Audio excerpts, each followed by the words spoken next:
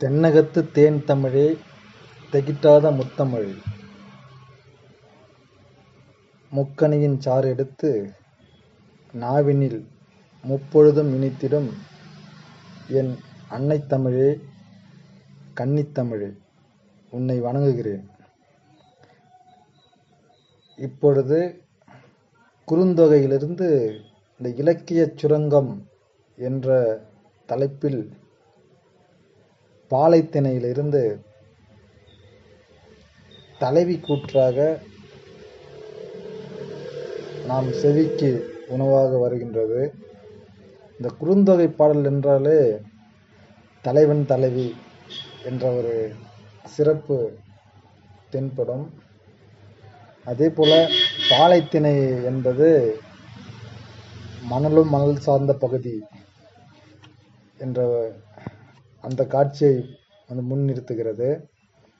அழகான ஒரு காட்சியை புலவர் காட்டுகின்றார். தலைவன் தலைவியை விட்டு பிரிந்து சென்று இருக்கிறான். பிரிவினால் தலைவி வருந்துவதை கண்ட தோழி பிரிவின் துயரத்தை தாங்க முடியாமல் தலைவி இறந்து விடுவாளோ என்று எண்ணி மிகவும் வருந்துகிறாள். தலைவனின் பிரிவால் வருந்தி வாடும் தலைவி தோழி வருந்துவதைக் கண்டு இன்னும் அதிகமாக வருந்துகிறாள். தோழி வருத்தப்படுவதைக் கண்ட தலைவி தன்னுடைய வருத்தத்தை யாரிடமும் சொல்ல முடியாமல் தவிக்கிறாள். அது எப்படி இருக்கிறது என்றால், தலைவி கூறுகின்றாள், கிணற்றில் விழுந்த பசுவை கண்ட ஊமன் தன் வருத்தத்தை யாரிடமும் சொல்ல முடியாமல் தவிப்பதைப் போல தானும் வருந்துவதாக தோழியின் காதுகளில் கேட்குமாறு தனக்குத்தானே கூறிக்கொள்கிறாள். அந்த பாடலினுடைய வரிகள் இதோ. கவலை யாத்த அவல நீளிடை சென்றோர் கொடுமை எற்றி துஞ்சா நோயினும் நோயாகின்றே கூவற் குறாளான் படுதுயர் ராவினிற் கண்ட உயர்தினை ஊமன் போல துயர் பொறுக்கல்லேன் தோழி நோய்க்கே. அதாவது தலைவி எப்படி வருந்துகின்றால் அது தனக்குள்ளே வைத்து தோழியிடமும் சொல்ல முடியவில்லை, யாரிடமும் கூற முடியாமல் இப்பொழுது தோழி தலைவியை கண்டு வருந்துகிறாள். அந்த வருத்தத்தை தலைவியால் பொறுத்து கொள்ள முடியவில்லை.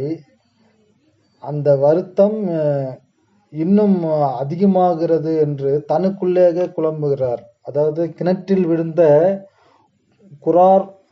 குறார் பசு படும் துன்பத்தை இரவில் கண்ட ஊமையன் ஒருவன் அத்துயரத்தை வெளியிட முடியாமல் துன்புற்றது போல எனக்காக தோழிப்படும் துன்பத்தை பார்த்து நான் மிகவும் வருந்துகிறேன்.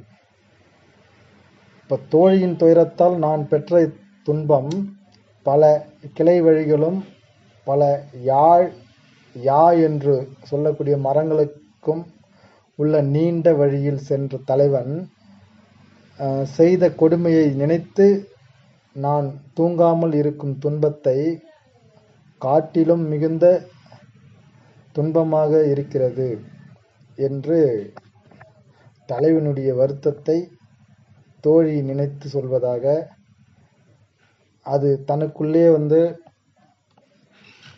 தலைவி பிதற்றுகிறாள். அதாவது வெளியில் சொல்ல முடியாமல் எப்படி கிணற்றில் விழுந்த பசுவை போல ஒரு ஊமையன் கண்டால் அதை இருட்டில் விழுந்தது அது யாரிடமும் கூற முடியாமல் தவிர்ப்பது போல அழகாக இந்த செய்யுள் வரி நமக்கு உணர்த்துகிறது.